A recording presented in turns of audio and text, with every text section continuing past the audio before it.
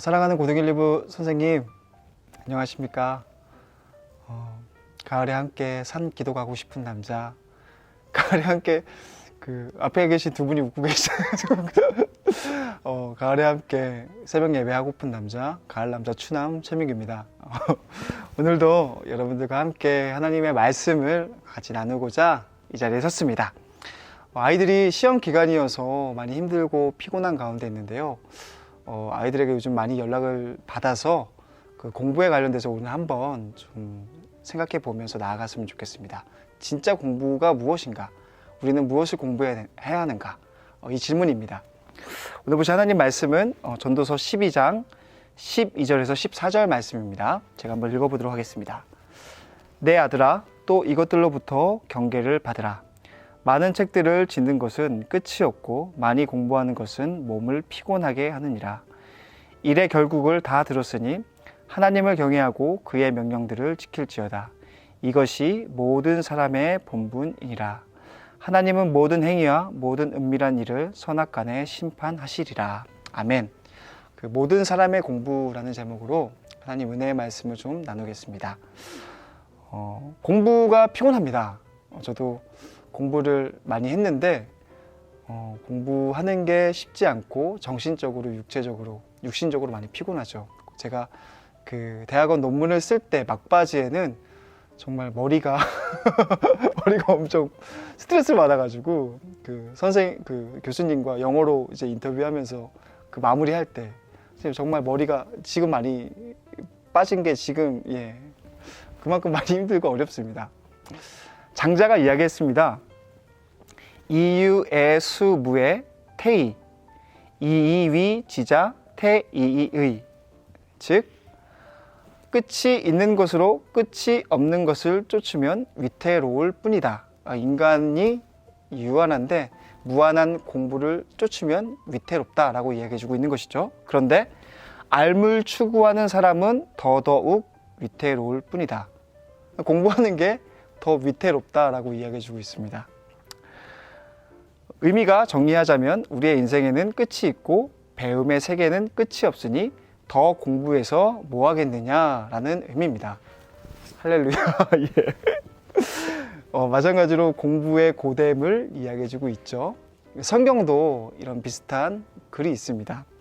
전도서 1장 18절 말씀입니다. 지혜가 많으면 번뇌도 많으니 지식을 더하는 자는 근심을 더하느니라. 지혜가 많으면 번뇌가 많대요. 맞죠? 지식을 더하는 자는 근심이 더해진대요. 맞는 말입니다. 즉 공부가 참으로 힘들고 어려운 것임을 이야기합니다. 그러면 성경이 말하는 공부란 과연 무엇이고 그리스도인으로서 우리는 무엇을 공부해야 하는지 이 중간고사 기간 아이들과 함께 생각해 봤으면 좋겠습니다. 전도서 말씀인데요. 전도서의 신학적 주제 중 하나는 해 아래의 삶입니다. 해 아래. 해 아래의 삶을 의미하는 것은 하나님이 없는 삶을 이야기합니다. 그 삶이 얼마나 허무한지 전도서 1장 13절에서 14절 말씀이 이야기해주고 있습니다. 제가 한번 읽어보겠습니다. 마음을 다하며 지혜를 써서 하늘 아래에서 행하는 모든 일을 연구하여 살핀즉 이는 괴로운 것이니 하나님이 인생들에게 주사 수고하게 하신 것이라. 내가 해 아래에서 행하는 모든 일을 보았노라. 보라, 모두 다 헛되어 바람을 잡으려는 것이로다. 전도자, 보통 이제 솔로몬이고 여러 가지 학계들의 다양한 의견이 있는데요. 아무튼 전도자는 해 아래에서 행해지는 모든 공부를 했던 사람입니다.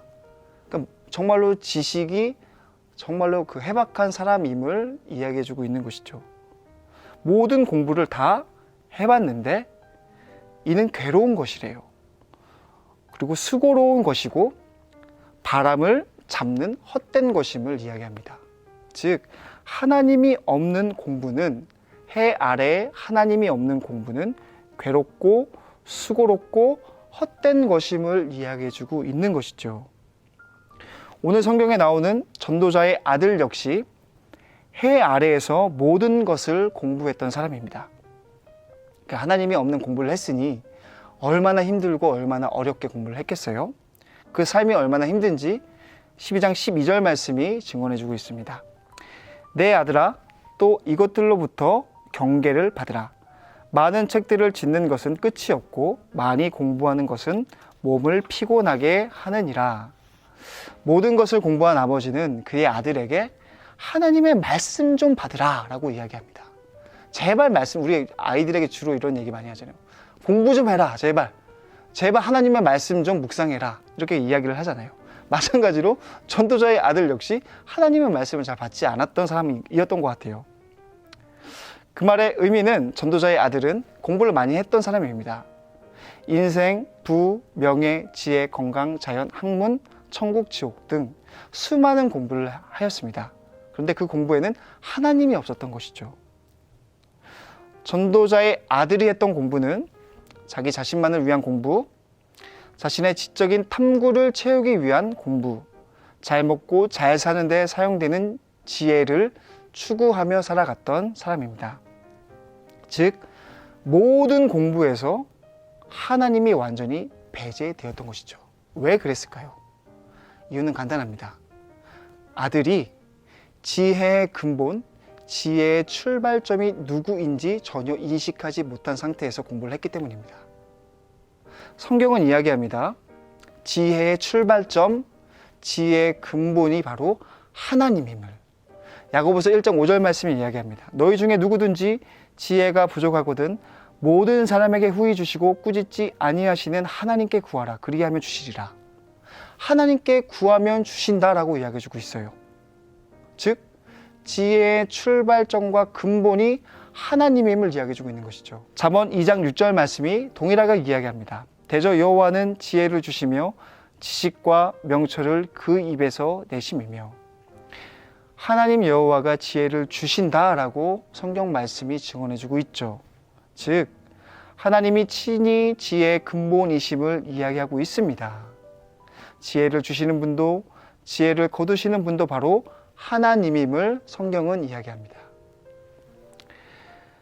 전도자는 인생의 최고의 공부를 아들에게 유언처럼 이야기합니다. 그리고 그것이 인생의 진리임을 다시 한번 이 아들에게 이야기해주고 있습니다. 13절 말씀이 그 말씀입니다. 일의 결국을 다 들었으니 하나님을 경외하고 그의 명령들을 지킬지어다. 이것이 모든 사람의 본분이니라. 일의 결국을, 모든 공부의 결국을, 모든 인생의 결국을 다 들었으니 하나님을 경외하고 그 명령을 지키는 게 최고의 공부이고 사람의 사람됨을 이야기해주고 있습니다. 잠언 1장 7절 말씀도 여호와를 경외하는 것이 지식의 근본이거늘 미련한 자는 지혜와 훈계를 멸시하느니라. 인생을 살아본 전도자는 이야기합니다. 하나님을 경외하고 하나님께 순종하며 살아가는 것이 최고의 공부다. 사람의 사람됨이다. 우리도 너희들도 그렇게 살아가야 한다. 시험 기간이라서 우리 아들들, 딸들이 많이 힘들어하고 있죠. 하나님은 우리를 다 공부 잘하는 질그릇으로 만드시지 않으셨습니다. 우리는 그것을 명심하며 기억해야 합니다. 그리고 동시에 하나님은 이 세상을 살아가는 최고의 공부가 하나님의 시선을 의식하고 하나님의 말씀을 순종하는 것임을 이야기해주고 있습니다. 이 사실을 우리 아이들과 함께 나눠주시면 감사하겠습니다. 소그룹 질문을 먼저 보겠습니다. 1번 질문에 공부로 인하여 힘들고 어려웠던 추억이 있다면 함께 나눠봅시다. 우리 선생님들 공부하면서 정말로 힘들고 어려운 추억들 있죠? 그 이야기들을 우리 아이들과 함께 먼저 나눠주시면 감사하겠습니다. 2번 질문에 전도자는 공부에 대하여 무엇이라고 말하며 인생의 최고의 공부는 무엇이라고 이야기하나요?